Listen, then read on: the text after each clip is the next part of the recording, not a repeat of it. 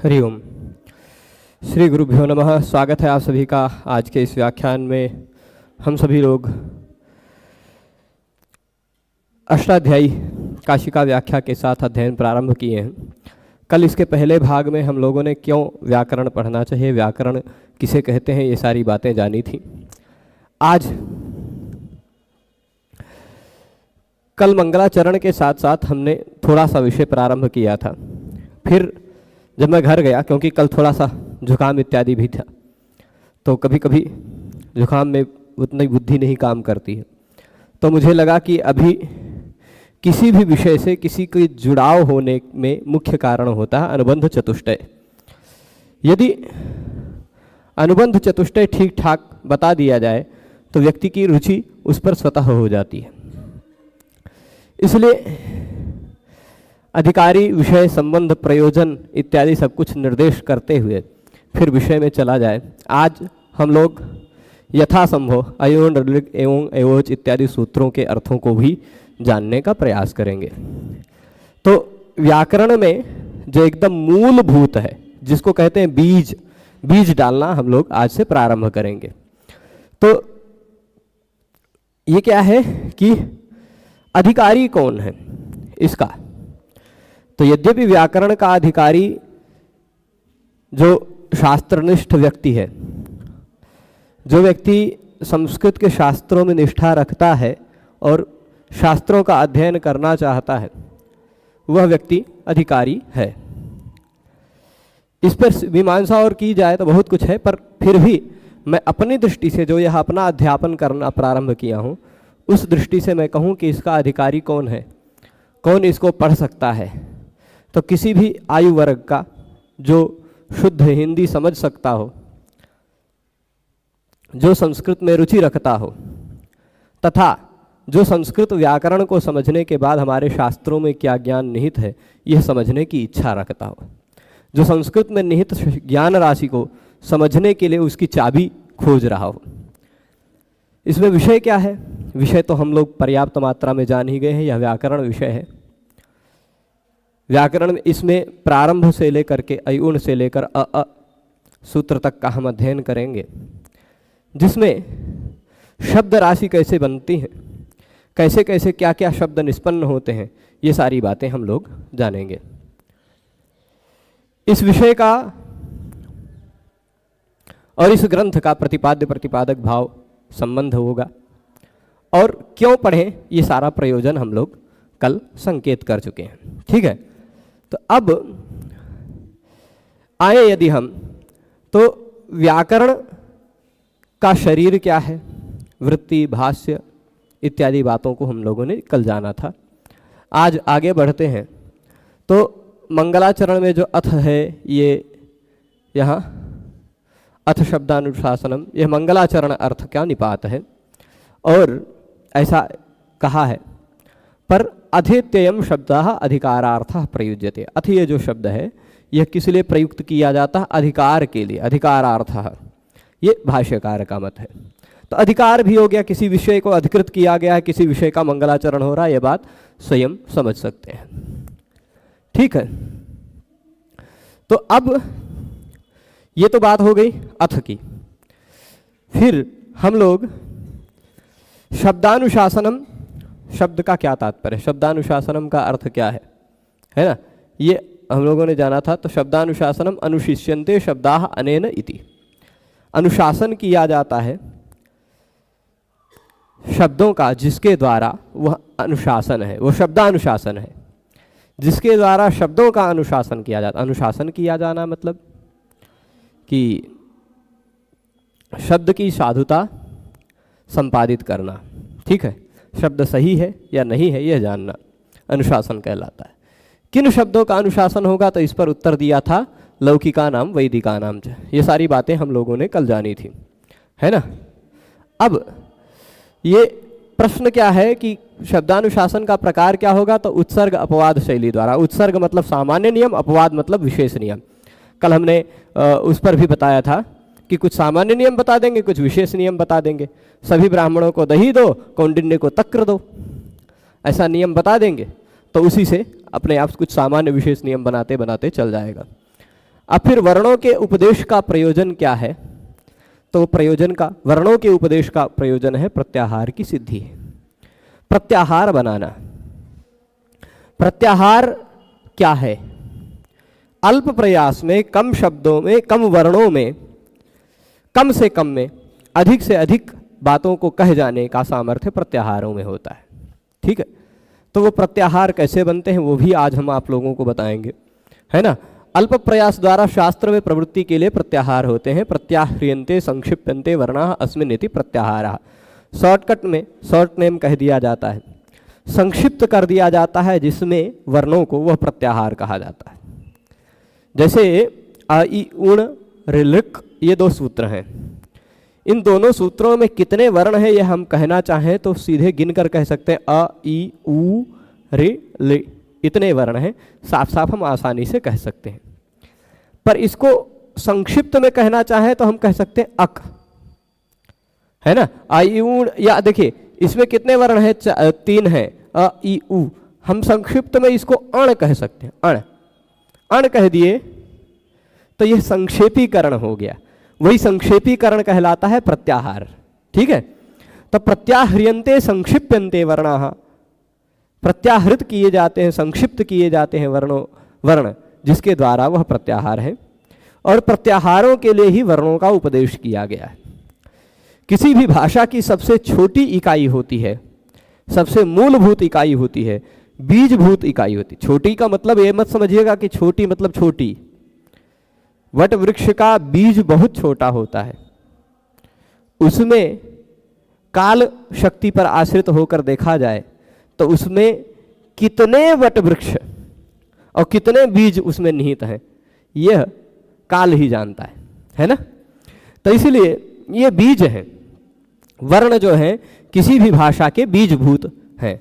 तो वर्णों का उपदेश इसलिए भी किया जाता है। अब इन वर्णों में श्रद्धा कीजिएगा, यह जो आपको अ इ ऊण दिखाई पड़ रहा है ना, यह अ इ ऊण कोई सामान्य सूत्र नहीं है, यह एक मंत्र है, ऐसा कहें तो भी कम है।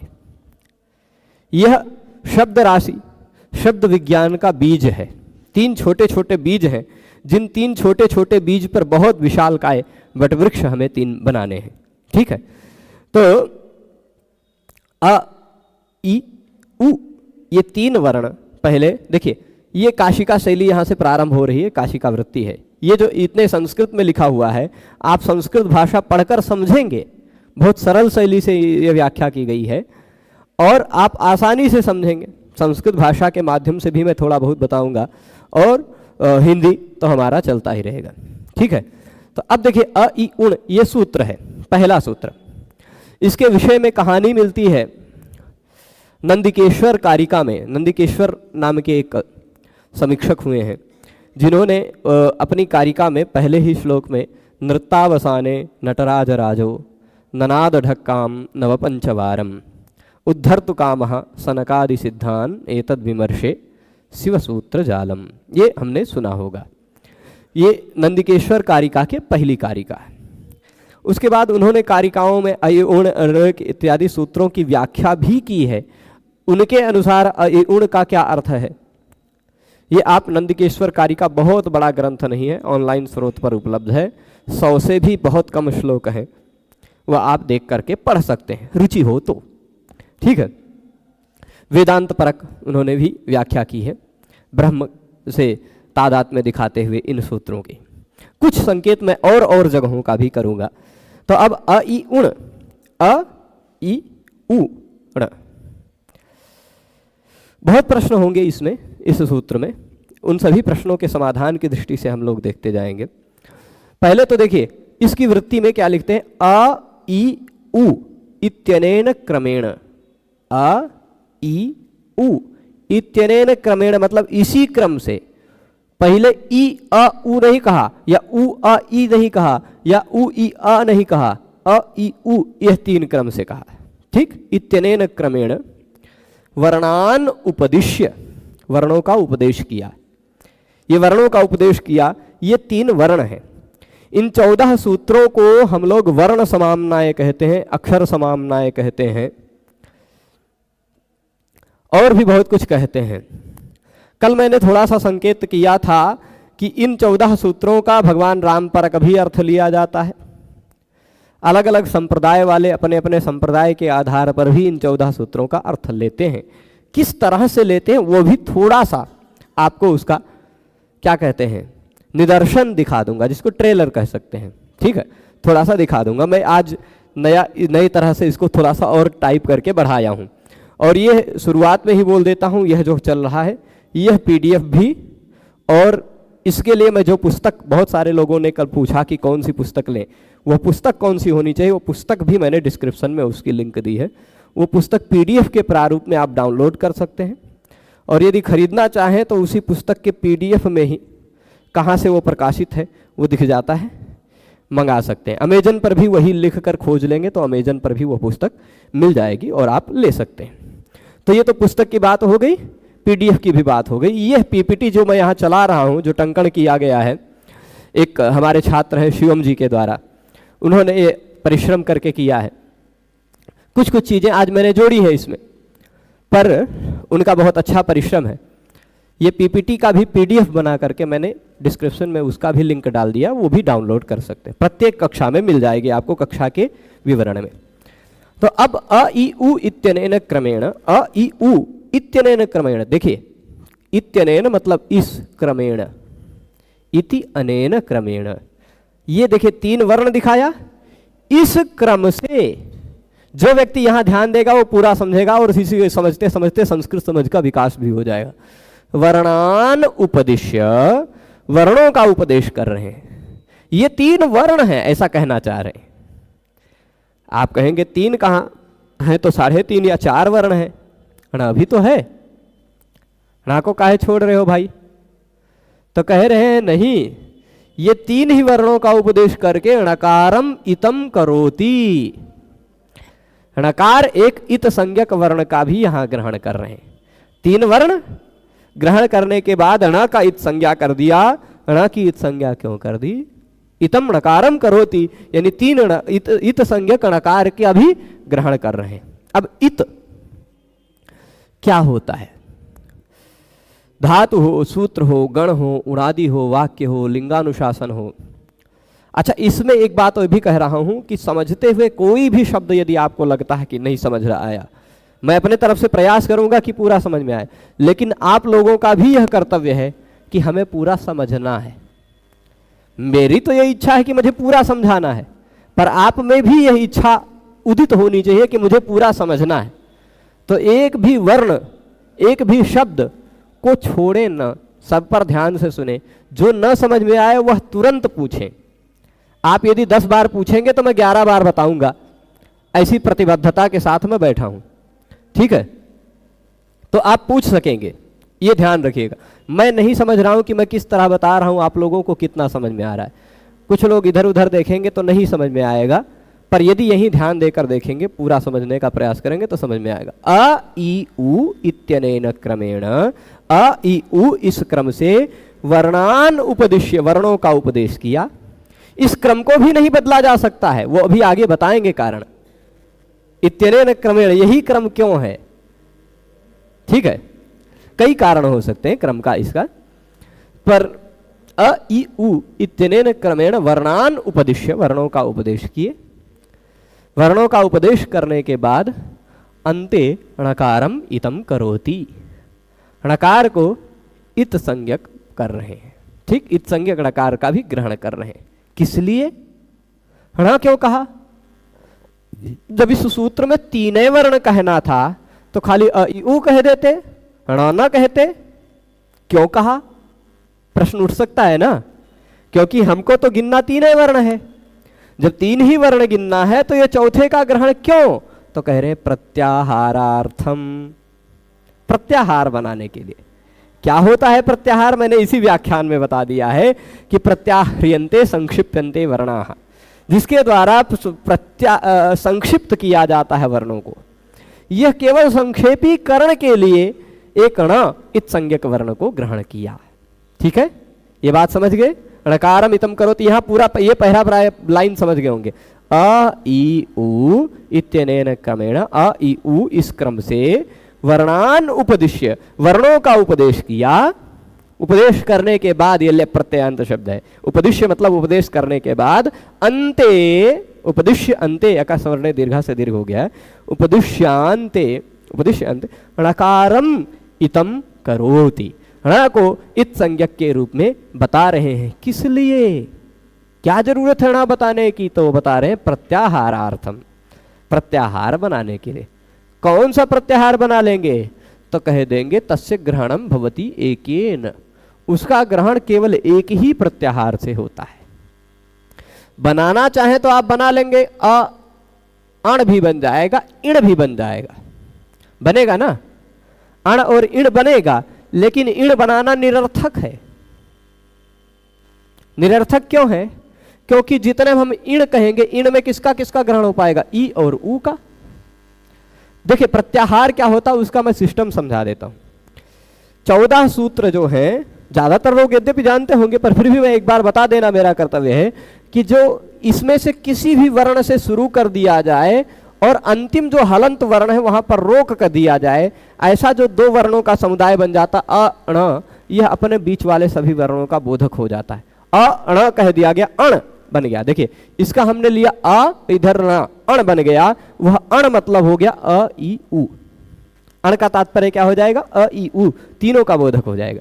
तो जैसे अण से अ ई उ ग्रहण हो सकता, वैसे इण से ई उ भी ग्रहण हो सकता होता, परंतु वह कहने की आवश्यकता नहीं है, क्योंकि इण कहने की अपेक्षा भगवान पाणिनि जी ने कई जगह यू कह दिया है। क्या कह दिया है, देखिए ई धन उ जोड़ देंगे तो ई के जगह पे हो जाता है य, उ जुड़ जाएगा तो हो जाएगा खाली यू। अब यू कहने से जो काम चल रहा है उसके जगह इण काहे कहने जाए, है ना, इसलिए अतिरिक्त गौरव नहीं करते हैं पाणिनि जी। जो कहने से बिना कहे जो बहुत आसानी से कार्य हो जाते हैं, वहां प्रत्याहार, प्रत्याहार संक्षेपीकरण के लिए है। जब हमें द्वि वर्णों को कहने के लिए दो वर्णों का प्रत्याहार बनाना पड़ जाए, 1.5 वर्ण का ही समझ लीजिए, तो भी कोई बहुत वो नहीं है, ठीक है। तो इसलिए ये जो हो जाएगा केवल एकेन, तस्य ग्रहणम केन भवति एकेन, एक ही प्रत्याहार बन पाता है इस ण से। ण किस लिए है, प्रत्याहार बनाने के लिए। किस लिए है ण, इस सूत्र में कितने वर्ण हैं, 3 वर्ण हैं। चौथा वर्ण जो दिखाई पड़ रहा है वह इत संज्ञक है। वह किस लिए है, तो प्रत्याहार बनाने के लिए है। वह प्रत्याहार कौन सा बनेगा, एक ही बनेगा, एकेन ग्रहणम तस्य भवति, एक से इस ण का ग्रहण होता है। अ ण, अ के साथ इस ण का ग्रहण हो जाएगा, वह अण बन जाएगा। अणो प्रगृह्यस्य अनुनासिकः उरण रपरः इत्यादि सूत्रों में वह अण ग्रहित है। ये भी यहां लिख देते हैं, देखो एक से ग्रहण होता है।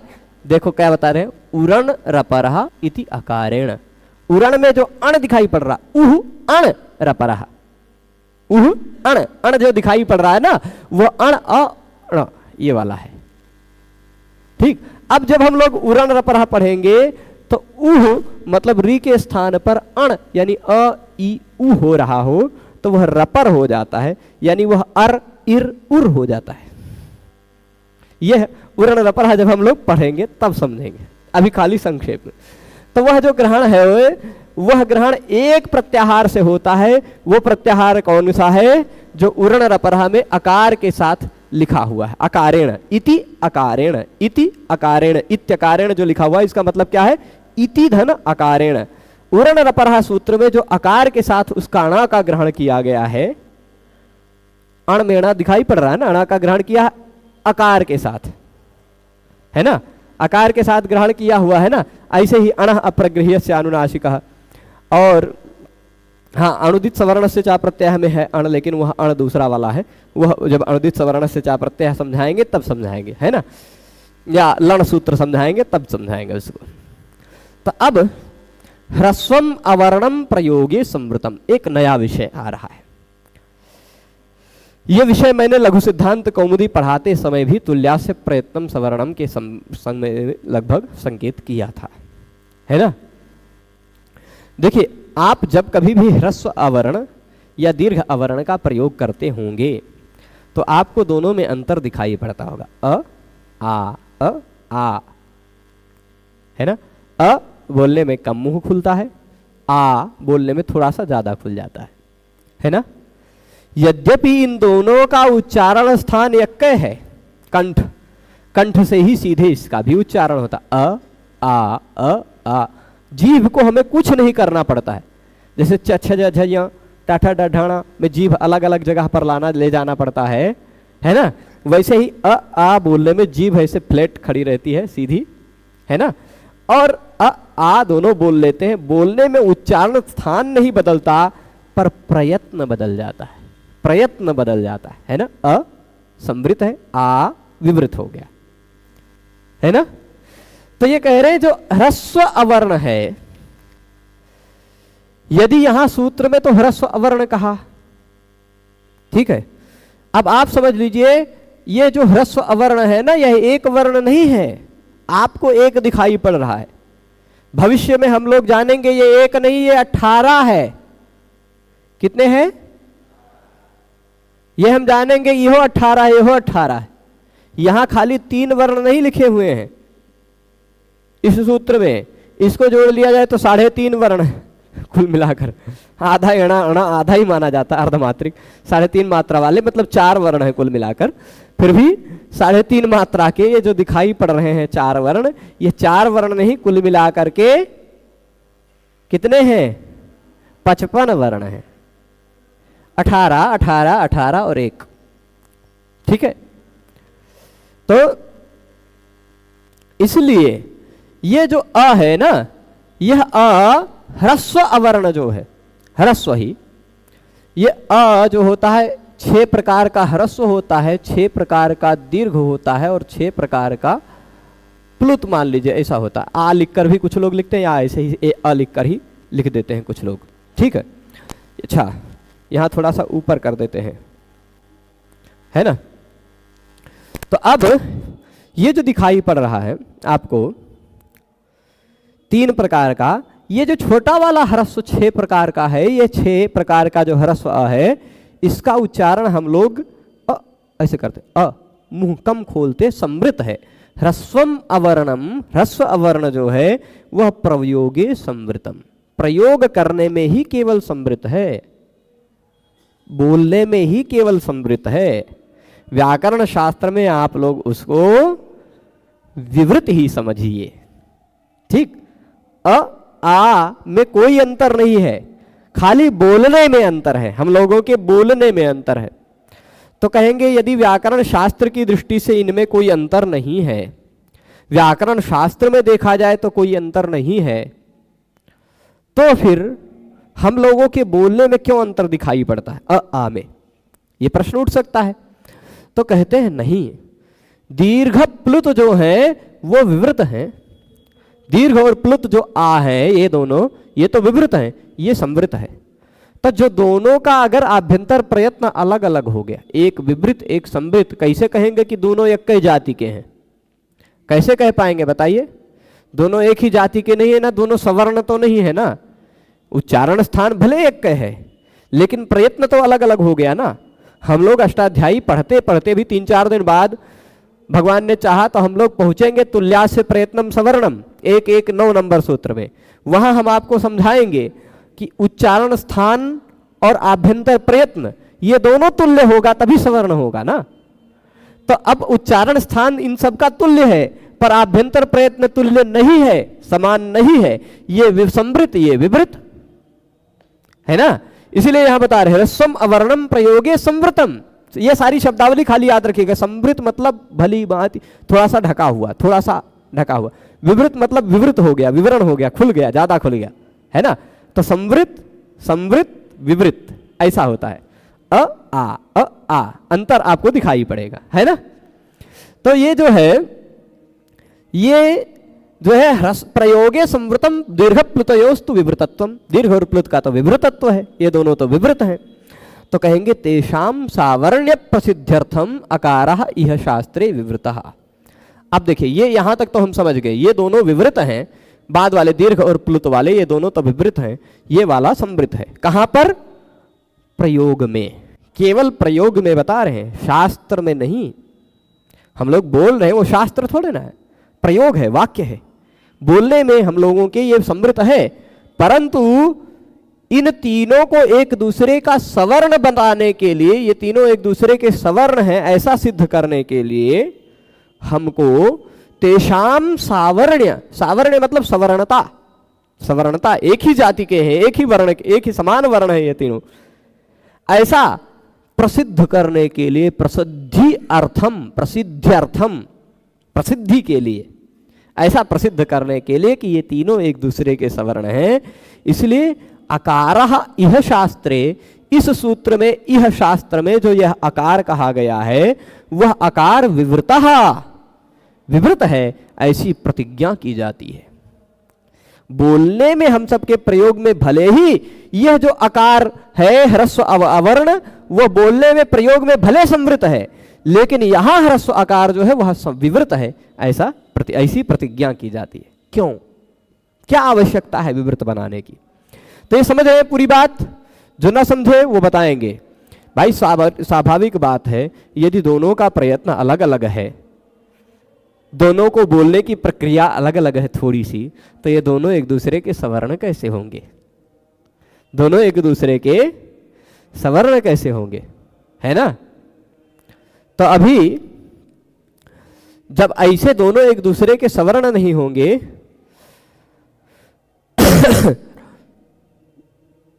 तो क्या होगा? समस्या आएगी। समस्या क्या आएगी? कई जगह जैसे मैं बता रहा हूं, ये है विद्या अर्थी, यहां है बड़ा आ, यहां है छोटा आ, ये दोनों सवर्ण नहीं हैं, तो कैसे हम अकह सवर्ण दीर्घा से दीर्घ करके विद्यार्थी बना पाएंगे? ये दोनों एक दूसरे के सवर्ण होने जरूरी है ना। अ आ ये दोनों एक दूसरे के सवर्ण हो तभी तो ये काम होगा। तो दोनों को एक दूसरे का सवर्ण बनाने के लिए हमें दोनों को एक ही उच्चारण स्थान वाला और एक ही प्रयत्न वाला मानना पड़ेगा, क्योंकि जिनका उच्चारण स्थान और प्रयत्न दोनों एक ही है वही सवर्ण है, अन्य कोई सवर्ण नहीं है। बात समझ रहे?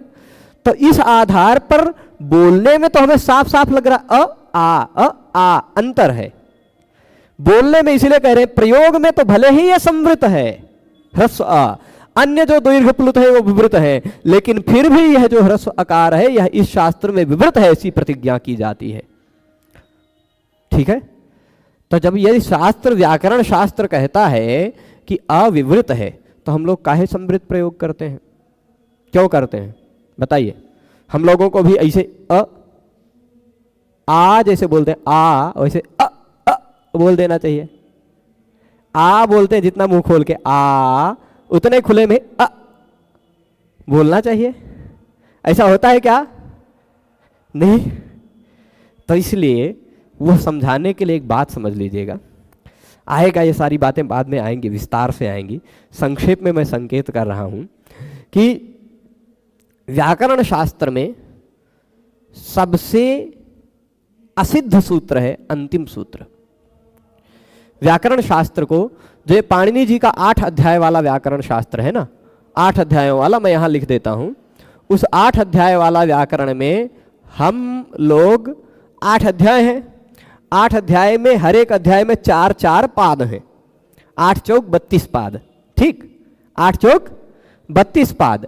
तो अष्टाध्यायी को हम 2 भागों में बांटते हैं, एक तरफ 29 पाद, एक तरफ 3 पाद। ठीक, 29 + 3 ऐसा बांटिए। 29 पाद जो है यानी 7 अध्याय पूरा, 7 चौक 28, और 8वें अध्याय का पहला पाद, ये 29 पाद हो गए कुल, है ना। 29 पाद एक तरफ ले लीजिए और 3 पाद, अंतिम अध्याय के अंतिम 3 पाद जो है वह एक तरफ है। ये जो 3 पाद है ये थोड़ा डेंजर जोन है, समझ लीजिए। ये 3 पाद के सूत्र असिद्ध सूत्र माने जाते हैं। इन 3 पादों के सूत्रों ने क्या क्या कार्य किया, यह इस 29 पाद के सूत्रों को व्याकरण शास्त्र में नहीं पता चलेगा। ठीक है? इस 3 पाद के, अंतिम 3 पाद के सूत्रों ने जो कोई भी कार्य किया है वह कार्य इस 29 पाद के सूत्रों को नहीं पता चलेगा। इन सबके दृष्टि में वह कार्य हुआ ही नहीं है। ठीक है, ये बात समझिएगा। अच्छा, इस 3 पाद में भी, ये 3 पाद जो है ना, ये समझ लीजिए कि ऐसी जगह अपना गुप्त संस्था बनाकर रह रहे हैं कि ये लोग जो कुछ भी व्याकरण में कार्य करते हैं वह कार्य लोक में होता हुआ दिखाई पड़ता है, लेकिन व्याकरण में उससे पहले के 29 पाद वाले नहीं जान पाते कि ये काम हो गया। ठीक है, ऐसा सिस्टम है। और इस 3 पाद में भी जो लगभग 400-500 सूत्र हैं, उन सभी सूत्रों में 400-500 तो नहीं होंगे और कम ही होंगे, अंतिम में 68 ही है और उससे पहले गिनना पड़ेगा, पर जो भी सूत्र हैं अंतिम 3 चरणों में, वो उतने सूत्र लगभग 300 के आसपास सूत्र होंगे। वो जितने भी हैं वो सभी सूत्र एक दूसरे के प्रति असिद्ध हैं। पहले के सूत्र ने क्या कार्य किया वो बाद वाला सूत्र जान पाएगा, लेकिन बाद वाले के सूत्र ने क्या कार्य किया वो पहले वाले कोई सूत्र नहीं जान पाएंगे। ठीक है, इस आधार पर हम ये कह सकते हैं कि अष्टाध्यायी का सबसे अंतिम अध्याय 8वां अध्याय के सबसे अंतिम पाद 4थे पाद का सबसे अंतिम सूत्र लगभग 68वां या 66वां, कितने नंबर पर है देख लीजिए, लिखा है कहां, 68, हाँ 68 नंबर सूत्र। यह सूत्र सबसे अंतिम सूत्र है। इस सूत्र ने जो काम किया वो खाली इसी सूत्र को पता है और हम लोगों को पता है। व्याकरण के इसके सिवाय लगभग बाकी बचे जो 4000 सूत्र हैं वो सारे सूत्रों को पता ही नहीं चला कि यह काम हो गया है कि नहीं। बात समझ रहे हैं ना कि व्याकरण में यह सूत्र सबसे अंतिम सूत्र है। कैसा सूत्र है? सबसे अंतिम सूत्र है। इस सबसे अंतिम सूत्र ने क्या कार्य किया वह व्याकरण में इससे पहले के किसी भी सूत्र को नहीं पता चलेगा। तो इस सूत्र ने क्या कर दिया भाई? तो कहेंगे इस सूत्र ने जो विवृत आ था उसको समृद्ध कर डाला। ठीक है, आप पूरे व्याकरण में विवृत है, लेकिन अंतिम सूत्र ने कहा नहीं भाई, आ को समृद्ध मानो। विवृत आकार जो है वह समृद्ध हो जाता, विवृत अ के जगह पे समृद्ध अ हो जाया करता है। पर विवृत अ के जगह पे समृद्ध अ हो जाया करता है, ये हम लोगों को तो पता है, पर व्याकरण में ही अन्य इससे पहले के सूत्रों को नहीं पता है। तो व्याकरण में अन्य सूत्रों की दृष्टि में ह्रस्व अ भी विवृत है, हम लोगों की दृष्टि में, प्रयोग की दृष्टि में समृद्ध है। यही समाधान है। समझ रहे हैं ना बात? समझ रहे? तो यहां आप देखिए ये कह रहे हैं कि इस शास्त्र में विवृत कहा गया है ह्रस्व अ, पर प्रयोग करने के लिए तस्य प्रयोगार्थम, उसके प्रयोग के लिए अ यह जो अंतिम सूत्र है विवृत अ के जगह पे समृद्ध अ हो जाया करता है। यह जो सूत्र है यह शास्त्रांते प्रत्यापत्ति ही करिष्यते, शास्त्र के अंत में उसकी प्रत्यापत्ति कर दी जाएगी, यानी समृद्ध विवृत अ को समृद्ध अ बना दिया जाएगा शास्त्र के अंतिम वचन में, जिससे शास्त्र के और किसी सूत्र को पता ही नहीं चलेगा कि ह्रस्व अ समृद्ध है। शास्त्र के सभी सूत्रों को यही पता है कि ह्रस्व अ विवृत है। जब ह्रस्व अ विवृत है, बाकी दोनों अ भी विवृत है, तो सभी एक दूसरे के सवर्ण है व्याकरण शास्त्र की दृष्टि से। और हम लोगों के प्रयोग की दृष्टि इस सूत्र पर निर्भर करती है। बात समझ गए होंगे, है ना? तो इति शास्त्रांते प्रत्यापत्ति ही करिष्यते। चलिए अब इसको जो हिंदी व्याख्या में वो जो पुस्तक है उस पुस्तक में से ही कुछ स्कैन कर करके टाइप किया है, देख लीजिएगा। अ इ उ ये जो 3 वर्ण है क्रम से उपदेश किया, फिर प्रत्याहारार्थ ण इत संज्ञक किया गया। बात समझ गए? ये सूत्र का सार अभी तक। इस णकार के साथ अण प्रत्याहार सिद्ध होता है। आई उण में अ लिया, ण लिया, अण प्रत्याहार सिद्ध हुआ कि नहीं? अ से ण तक अण प्रत्याहार सिद्ध हुआ, जिसका ग्रहण उरण रपरः सूत्र अणो प्रगृह्य से अनुनासिका और भी कई सूत्रों में उस अण का ग्रहण है। ठीक है, तो प्रयोग की दशा में यदि देखा जाए तो ह्रस्व आ जो है वह समृद्ध है, परंतु दीर्घ व प्लुत आकार विवृत प्रयत्न वाला होता है। ठीक है, अब विशेष बात है, कुछ विशेष बातें हैं कि देखिए ये रहा अ, ये रहा ई उ ण। अब देखिए सामान्य नियम के आधार पर अ धन ई बराबर हो जाना चाहिए ए, संधि हो जानी चाहिए ना। और ए के बाद फिर उ, तो ए धन उ जोड़ेंगे उ, तो ए के जगह पे हो जाएगा एचो या वायावह। से अय आदेश होकर उसमें ऐसा बन जाएगा, तो बन जाएगा अयुण। अब बताइए कि ऐसा अयुण लिखना ठीक है कि ऐसा अयुण लिखना ठीक? ठीक, बताइए। तो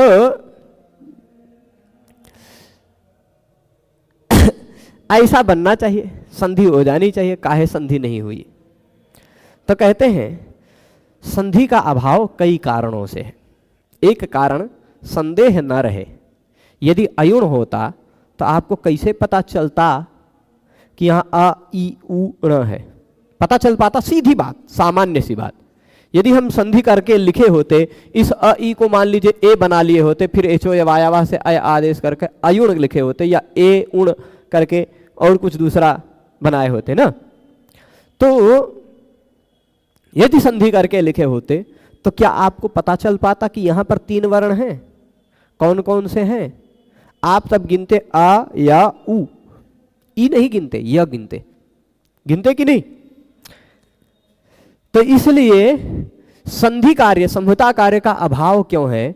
निम्न कारण हो सकते हैं। देखिए, अ जो है यह एक निपात है। अ क्या है? अजरूप निपात, एक अजरूप निपात। इसी अष्टाध्यायी को पढ़ते पढ़ते हमें एक 14 नंबर या 13 नंबर पर सूत्र आएगा, 14 नंबर ही होगा। निपात एका जनांग ये लिखा हुआ है, इसको देख लीजिएगा, ये हलंत होना चाहिए। निपात एका जनांग, एक स्वर वर्ण वाला जो निपात है आंग से भिन्न वह प्रगृह्य है। एक स्वर वर्ण, ये देखिए, ये भी एक ही स्वर है, ये भी एक ही स्वर है, ये भी एक ही स्वर है। ये तीनों हम मान लेंगे कि ये तीनों निपात हैं। ये तीनों निपात हैं। देखिए, कई तरह से बोल सकते हैं। क्या क्या बोल सकते हैं? एक तो कह देंगे कि संदेह न रह जाए कि यहां कितने वर्ण हैं, कौन कौन से हैं, इस कारण संधि नहीं, शुद्ध रूप में लिखा, शुद्ध रूप में यथावत बताया। दूसरा ये बताना चाह रहे हैं कि यह बीज है, ये बीज, इसमें आपस में संधि नहीं होगी। तीसरा ये कह सकते हैं कि संदेह न हो, पहला कारण। दूसरा कारण कह देंगे छंदोवत सूत्राणि भवन्ति, छांदस होने के कारण। तीसरा कारण कह सकते हैं कि ये निपात होने के कारण। निपात है, निपात जो होते हैं वह एक स्वर वर्ण वाला, एकाच अनांग, आंग से भिन्न। आंग एक उपसर्ग होता है, आंग, आग क्षति इत्यादि में जो आ दिखाई पड़ता वह आंग है। आंग से भिन्न कोई एक स्वर वर्ण वाला निपात हो वो प्रगृह्य कहलाता है। और प्रगृह्य संज्ञा जब हो जाएगी उसकी, तो प्लुत प्रगृह्या अचि नित्यम एक संधि का सूत्र है। प्रगृह्य के बाद कोई भी स्वर हो तो संधि कार्य नहीं होता। यह प्रगृह्य हो गया, इसके बाद कोई स्वर हो तो संधि कार्य नहीं होगा। यह प्रगृह्य हो गया, इसके बाद तो कोई स्वर है ही नहीं है, तो संधि करने की जरूरत है नहीं। पर प्रगृह्य संज्ञा इन तीनों की हो सकती है, इस कारण से यहां संधि कार्य नहीं होगी। ये बात हो जाएगी, कोई दिक्कत नहीं ना। अब प्रकृति भाव हो जाना मतलब जैसा है वैसे का वैसा रह जाएगा, इसमें कोई संधि कार्य करने की आवश्यकता नहीं। अथवा ऐसा भी कह सकते हैं कि इन्हीं 14 सूत्रों के आधार पर, एक और भी कहते हैं, इन्हीं 14 सूत्रों के आधार पर प्रत्याहार बनते हैं और उन प्रत्याहारों के आधार पर अन्य सूत्र बनते हैं। तो जो सूत्र है आद गुण अवर्णात अचि परे पूर्व प्रयोग गुण एकादेशा स्यात्, जो आद गुणा इत्यादि गुण करने वाले हैं, एचो वायावा इत्यादि आयाव करने वाले हैं, वो सब इन्हीं सूत्रों के आधार पर बने हुए हैं। इन पर वो सूत्र नहीं लगेंगे, ऐसा भी कह सकते हैं कुछ लोग। ये कुछ विद्वानों के मीमांसा, मैंने अलग अलग लोगों का जो जो मत सुना वो बता रहा हूं खाली, ठीक है।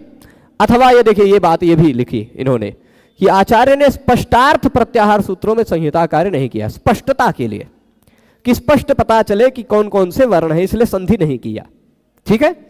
एक तो निपात, संहिता कार्य करने से उपजीव्य विरोध होगा। उपजीव्य विरोध का तात्पर्य क्या है? देखिए, सारे प्रत्याहार इन्हीं पर बनते हैं, इन्हीं के आधार पर सारे प्रत्याहार इन पर उपजीव्य मतलब इन पर आश्रित है और इन्हीं पर कार्य करने लग जाएंगे, इन्हीं का विरोध करने लग जाएंगे। तो सारे सूत्र, इस सूत्र ये सबके मूल में है, इन पर कोई सूत्र नहीं लगेगा, ये कहना चाह रहे हैं, ठीक है। तो उपजीव्य विरोध होगा।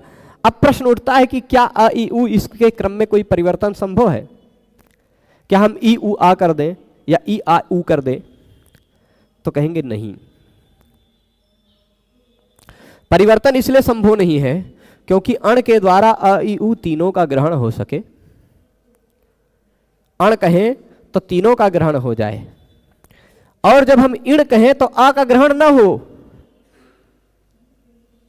इण कहें तो आ का ग्रहण ना हो, आ के सिवाय अन्य वर्णों का ग्रहण हो। ई उ ऋ ए ओ ऐ औ हा या व र ल, है ना? कह सकते हैं कि नहीं?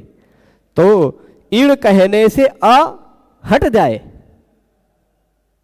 आ का ग्रहण।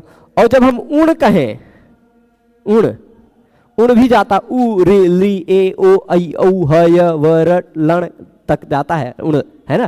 तो उ रे ले ए ओ ऐ औ ह य व र ल जो इतने वर्ण हैं, इसमें अ ई का ग्रहण ना हो सके, इसलिए उण प्रत्याहार में अगर हम इसके क्रम को बदलते तो उण प्रत्याहार में आ भी आने लग जाता कि नहीं? उण प्रत्याहार में ई भी आने लग जाता, इण में आ आने लग जाता। इसलिए जो कोई भी है उसके क्रम को हम लोग थोड़ा सा भी आगे पीछे नहीं कर सकते। बात स्पष्ट है? स्पष्ट प्रतिपत्त हो रहा है, समझ में आ रहा है ना?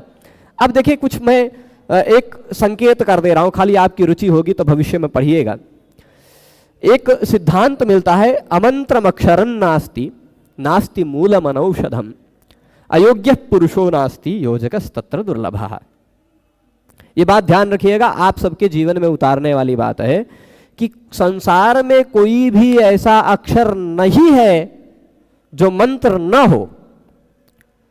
प्रत्येक अक्षर मंत्र है। तो अ भी एक मंत्र है, ई भी एक मंत्र है, उ भी एक मंत्र है। पर यह मंत्र है तो यह फल क्यों नहीं देता है? क्योंकि कौन से मंत्र का किस जगह, किस विधि से, किस पद्धति से प्रयोग कर रहा है, यह प्रयोजक जल्दी नहीं मिल पाता। तो कोई भी ऐसा अक्षर नहीं है जो मंत्र ना हो, कोई भी ऐसा अक्षर नहीं है जिसका कोई अर्थ ना हो। ठीक है? तो नास्ति मूलम अनौषधम, ऐसी कोई जड़ नहीं है जो कोई औषध ना हो। बस खाली यही बात है कि कौन सी जड़ को किसके साथ मिला करके, किस पद्धति से लेने पर किस औषधि के रूप में इसका प्रयोग हो सकता है, किस रोग का निवारण कर सकता है, ये योजक व्यक्ति नहीं मिल पाता है ना? अन्यथा कोई ऐसी जड़ नहीं है जो औषधि ना हो, कोई ऐसा वर्ण नहीं है जो मंत्र ना हो, कोई ऐसा व्यक्ति नहीं है जो योग्य ना हो। अयोग्य पुरुषो नास्ति, सभी योग्य हैं, सब में कोई ना कोई विशेष योग्यता, आप सब में, बस योजक व्यक्ति नहीं मिल पाता। उस व्यक्ति को कहां, किस रास्ते पर ले जाकर के बहुत योग्य बनाया जा सकता है, सर्वश्रेष्ठ बनाया जा सकता है, वो व्यक्ति नहीं मिल पाता। वही व्यक्ति मिल जाए, बाकी दवाइयां पड़ी जड़े पड़े सड़ जाती हैं, दवाई नहीं बन पाती, प्रयोग नहीं हो पाता। वैसे ही योग्य लोग पड़े पड़े अलग अलग जगहों पर अपने कर्मकांड में, मंदिरों में, पूजा पाठ में, उसी में पड़े पड़े बेकार रह जाते हैं। तो ये बातें ध्यान रखनी है कि सभी वर्ण मंत्र हैं और एकाक्षर नाम माला एक ग्रंथ है। अक्षर समाम्नाय पर पुरी के शंकराचार्य जी ने भी कुछ ग्रंथ लिखा, उसका नाम नहीं याद आ रहा है, पर है लिखा उन्होंने भी। रामभद्राचार्य जी ने भी अच्छी व्याख्या की है इसकी, जो प्रशंसनीय है, वो उस मामले में प्रशंसा करनी चाहिए। तो अब ये मैं खाली आज इसको एकाक्षर नाम माला से अन्य कुछ संदर्भों से खोज खोज कर उसके श्लोक लिख के ले आया हूं। देखिए, अ जो है ना, आ का अर्थ विष्णु है। प्रणव का अर्थ जब हम चिंतन करते हैं, ओमकार का क्या अर्थ है, प्रणव का क्या अर्थ है, तो प्रणव के अर्थ का चिंतन करते हुए मांडूक्य उपनिषद में भी अकार उकार मकार इति, अकार मात्रा जो है वह सत्व की मात्रा है, सात्विक मात्रा है, और सत्व गुण के प्रधान अधिष्ठाता देवता भगवान विष्णु है ना? मांडूक्य उपनिषद में भी ये संकेत मिलता है। और अकारो विष्णु रुद्दिष्ट उकारस्तु महेश्वरः मकारेणोच्यते ब्रह्मा, है ना? ऐसा प्रणव के अर्थ में निर्देश किया गया है। तो अकारो विष्णुरुद्दिष्ट उकारस्तु महेश्वरः मकारेणोच्यते ब्रह्मा, ऐसा करके बताया गया है। तो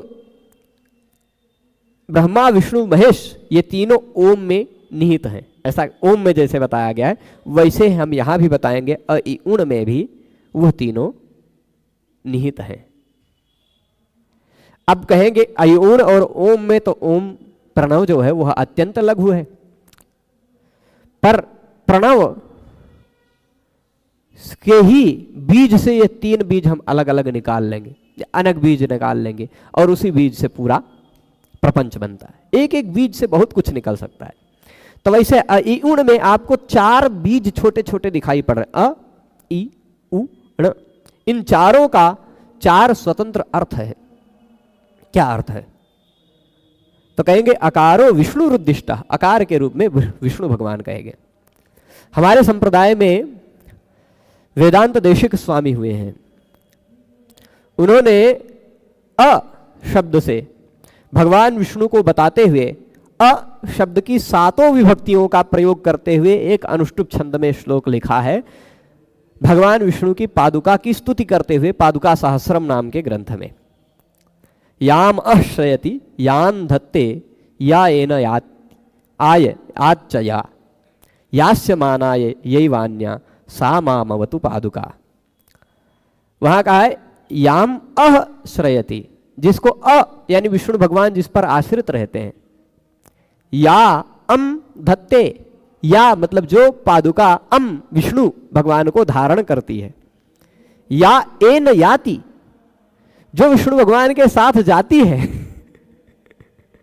विष्णु भगवान के लिए जो है, विष्णु भगवान के कारण जो पहचानी जाती है, जो विष्णु भगवान के भार का वहन करने के लिए है, जिसमें वो भगवान निहित रहते हैं, ऐसी सा माम अवतु पादुका, वो पादुका मेरी रक्षा करे।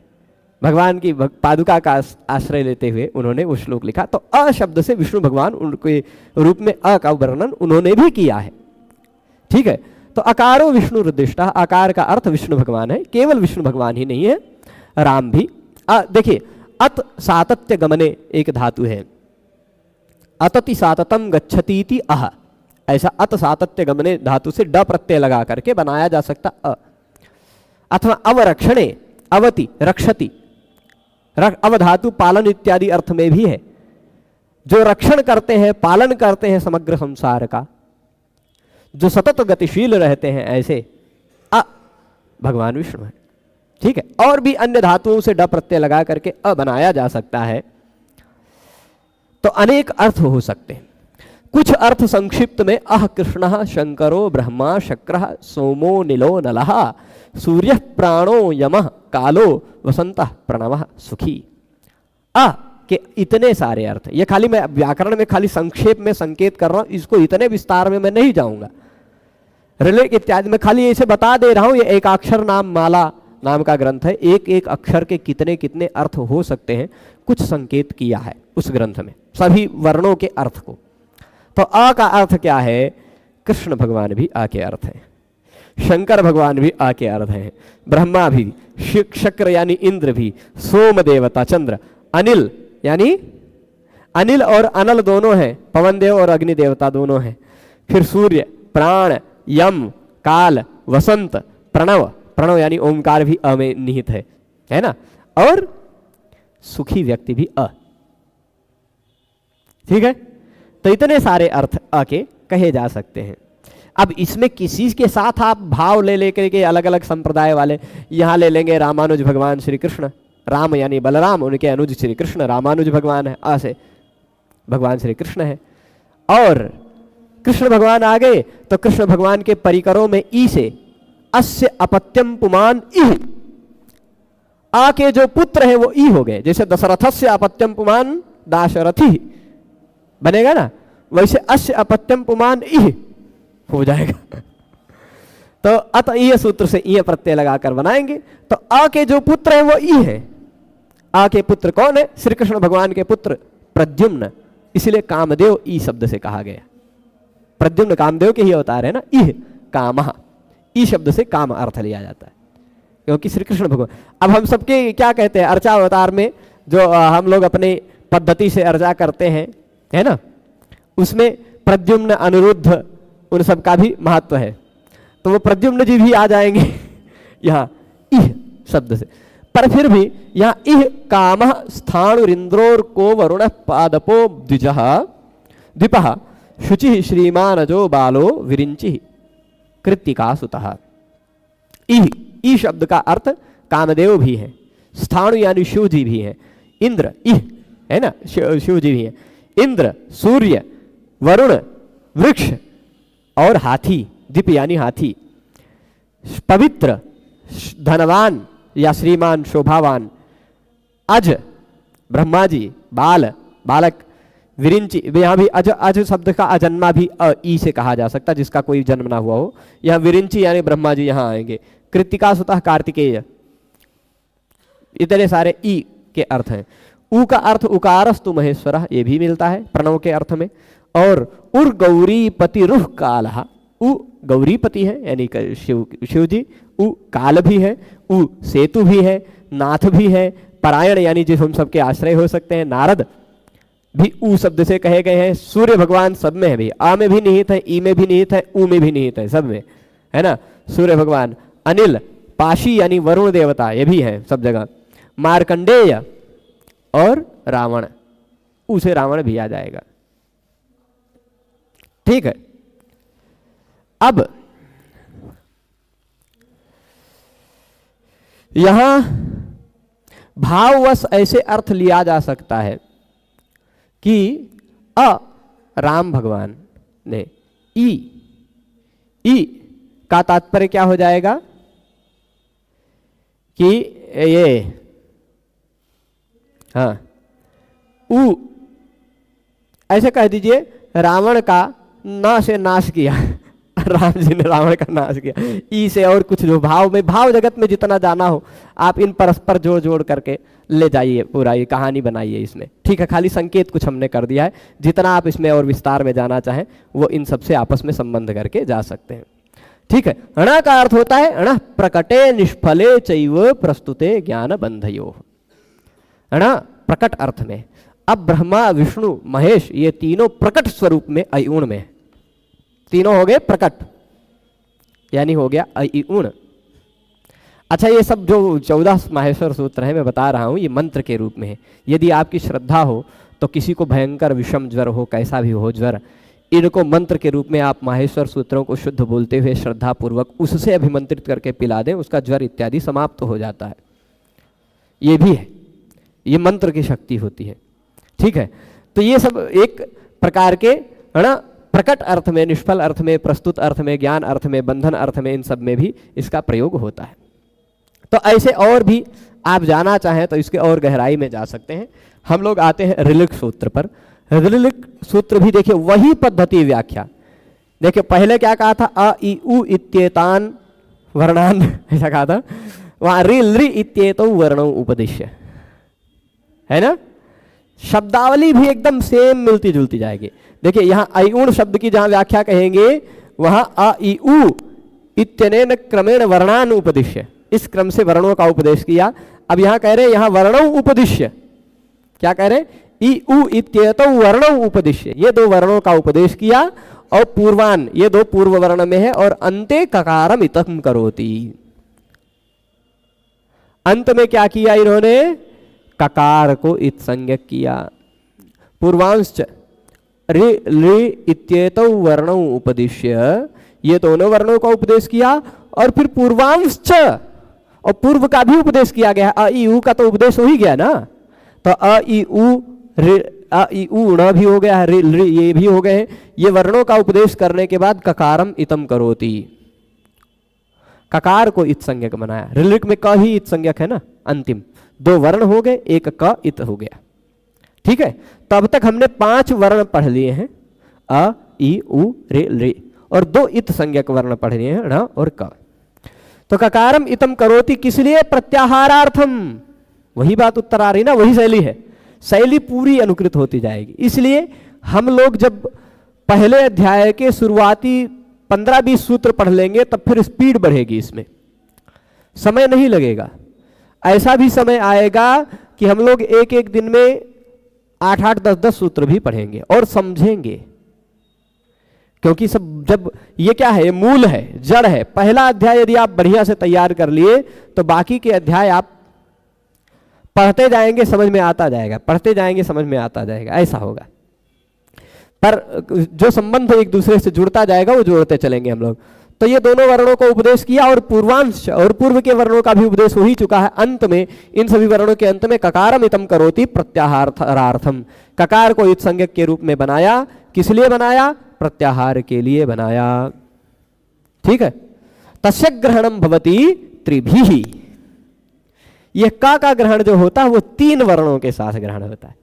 अक, अक, इक, उक। अक, अ के साथ भी उसका ग्रहण हो जाता है, अका सवर्ण दीर्घ, इक, इको गुण वृद्धि, और उक उगितश्च, है ना। उक उग बन गया, जैसे वाक वाग बन जाता है, वाक ईस वागीस, वैसे उक इतः उगितः बन गया है ना, वैसे ही। तो अक, इक, उक, ये 3 वर्णों के साथ अ, है ना। देखिए अका सवर्ण दीर्घा में अकार के साथ उसका ग्रहण हो गया, अक बन गया। इको गुण वृद्धि इति इकारेण, यहां इकार के साथ उसका ग्रहण हो गया, इको बन गया। उगितश्च में उकार के साथ, 3 के साथ उसका ग्रहण होकर 3 प्रत्याहार बन सकते। तो हमने 2 सूत्र पढ़े, 4 प्रत्याहार पढ़ लिए, 5 वर्ण पढ़ लिए, 2 इत संज्ञक वर्ण भी पढ़ लिए ना। अभी री का अर्थों में और भी बहुत सारी बातें हैं। री को कहा, पर ली के ऊपर ही सीधे महाभाष्य भी पढ़ेंगे तो किसी के और ऊपर आक्षेप नहीं, खाली ली से ही सीधे शुरू किया व्याख्या करना। तो ये बातें जो ऋलिक में ली की बात है उसमें यदृच्छा, अशक्तिज, अनुकरण, प्लुति इत्यादि जो विषय हैं उन विषयों को हम लोग कल पढ़ेंगे। अभी समय होता कुछ प्रश्नों को देख लेते हैं।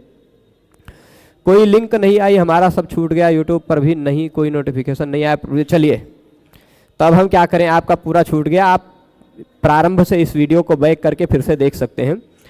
तो चलिए, जो शास्त्रीय विद्यार्थी पढ़ना चाहते हैं वो पढ़ सकते हैं बिल्कुल। तो एक ही कमेंट अनेक बार नहीं, 67 नंबर का है, ठीक है। गुरुजी आज कोई लिंक नहीं आया, ठीक है। जो भी लोग लिंक के बारे में कहते हैं, यदि आप सब जगह, मैं अपने तरफ से सब जगह प्रयास करता हूँ, आग्रह भी कर रहा हूँ, कुछ थोड़ी छोटी 2-3 सूचनाएं हैं।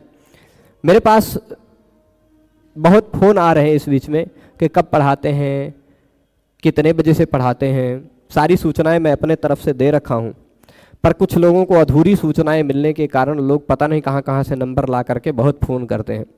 आग्रह है, निवेदन है कि मैं उसके उत्तर में और बहुत सारा काम उसके अतिरिक्त समय में, जितने समय में आप फ़ोन करते हैं आपको उत्तर देना पड़ता है, उस समय में मैं कुछ और अतिरिक्त समाज सेवा का कार्य कर सकता हूँ, कुछ और लोगों के लिए कर सकता हूँ, एक व्यक्ति के लिए।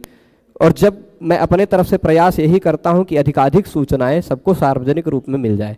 फेसबुक पर भी इसलिए लाइव है, यूट्यूब पर भी लाइव है, और ये इसके साथ साथ संस्कृत गंगा चैनल पर भी इसको अपलोड किया जाएगा।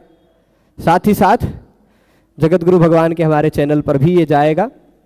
तो ये कई जगह पर ये सब कुछ उपलब्ध होगा। क्रमशः आप देखें, जिसका भी छूट गया है कोई बात नहीं, आप प्लेलिस्ट में जाएंगे, इसी चैनल पर उपलब्ध हो जाएगा। ठीक है, ये वीडियो हमेशा के लिए रहेगा और 9 तारीख के बाद इस चैनल पर कोई ऐड भी नहीं आएगा। ठीक है, तो अभी थोड़ा सा 9 तारीख के बाद क्यों बंद होगा, वो जब हम बंद करने लगेंगे तो उसका कारण बताएंगे। ठीक है, अभी आज इस विषय को यहीं रोकते हैं।